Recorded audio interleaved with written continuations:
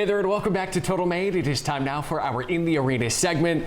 A major shakeup in the political world, at least here in Maine, as Congressman Jared Golden announced last week that he will not seek re-election. Let's go first over to Pat. This is not the first time that a high-profile lawmaker has made a decision like this, but how surprising is Golden's announcement and the timing of it, that he won't seek a fifth term? Well, it is surprising in that he got into the race early this year compared to what he usually does, has been raising money. We know he does not enjoy the game of politics. Some people do, he does not, but he liked the work. However, the work's not being done. It's clear in his message this dysfunctional Congress and the toxic atmosphere are what pushed him to make the change. But in terms of where does it stack up against retirement announcements that we don't expect, George Mitchell, first of all, he was Senate Majority Leader. That's a shock when that guy says, no, I'm done. I don't want to, I'm going to retire from service. Olympia Snowe decided after starting a campaign that she would also retire instead. Both of those were much bigger, partly because the Senate is just a bigger seat to lose if you're in that particular party. It's also, these were two senators who were virtually guaranteed re-election. Jared Golden is in a very tough race this year. I think he recognized that and just didn't want to keep that fight going anymore. Biggest shakeup that we've seen of this nature in quite some time. Yeah, it's been a long time. At least a decade. Golden also said in this op-ed that he's proud of his accomplishments, such as boosting substance use and mental health resources at the Togus VA, supporting lobstermen, and bringing in more than $50 million worth of projects. Phil, I want to go to you here. What's Golden's legacy? What can he hang his hat on that he got done during his time in office?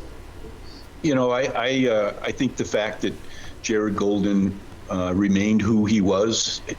We often commented about the flannel shirts on the campaign trail, but that's genuinely who he was from start to finish. He was not afraid to put his constituents ahead of his party.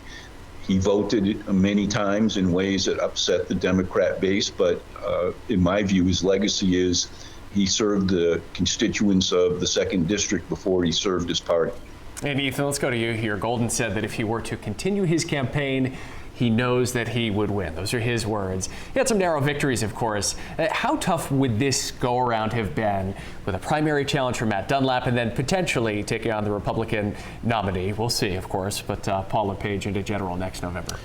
Look, I think all the stuff he wrote about is true in his statement about the family security, wanting to spend more time with his family. Certainly Congress being a do-nothing Congress, that's all frustrating. But I think in the end, this was going to be a very tough re-election, and he just decided he'd had enough. He got in the race early, as Pat pointed out.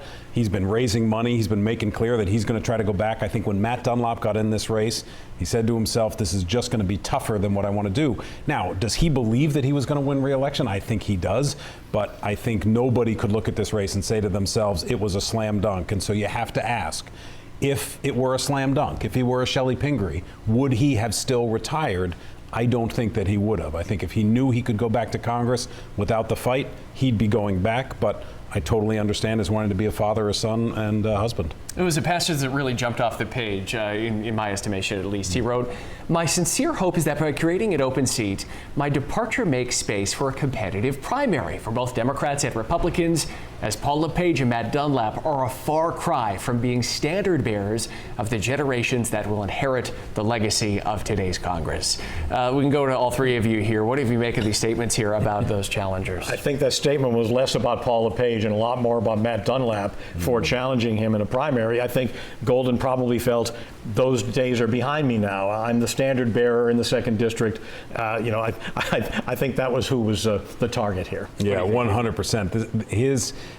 He threw Paul LePage in there. He's got no control over the Republican primary. There's not going to be a Republican primary for all intents and purposes. He was going after Matt Dunlap and saying that. And this is part of what Jared's problem has been. He kind of really goes after Democrats in a way that just makes them angry. And you don't need to. Why attack? If you're a Democrat, why attack the Democratic nominee?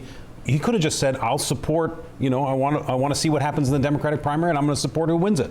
And that was, go ahead, Phil. Yes. Well, I would just add to it that it was also a clear indication to any Democrats who aspired to leave the Senate or Maine Senate or House to become a congressman, now's your chance, and I encourage you to jump in.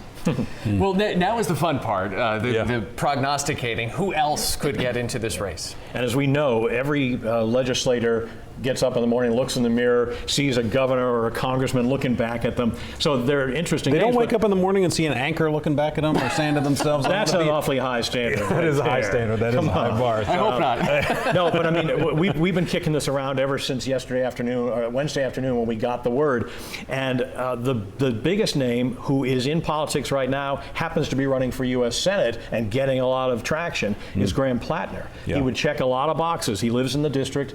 He's a working man. He fits that mold that Golden tried to show. And he's a veteran as well. So, Ethan, I think that's the guy you want to look at first. Would he quit the Senate race to run for Congress instead? Yeah, I don't think he will, but I think he's the one that makes the most sense for sure. I mean, people are also talking about Troy Jackson. People are talking about Aaron Fry. People are Joe Baldacci. All kinds of candidates out there that could possibly run. Maybe even Emily Kane comes back. Remember, she ran. But I think your point about Graham Plattner, he's the strongest. He lives in CD2. He's got a CD2 sensibility about him. I think he kind of appeals to the working class person. He's got a real shot to go after Paul LePage. And what a fun debate that would be, huh? The two of them. Phil, is Plattner Fireworks. the guy the Democrats want? Well, I hope they want him. He comes with a lot of questions about his authenticity, his his financial upbringing. Other things are going to come into that conversation if he runs against Paul LePage. But I do agree with Ethan that talk about two candidates. That would be a fun debate to moderate, don't you think, Pat? Oh gosh, yeah. Wear your crash helmet. Yeah. Oh, boy. Well, a race that was already interesting is about to become a whole lot more interesting. That is the deep dive in the podcast this week. Remember, new episodes of In the Arena, they drop every Thursday. You can watch at our website, WMTW.com. You can watch on YouTube or take it along with you and listen wherever you get your podcasts.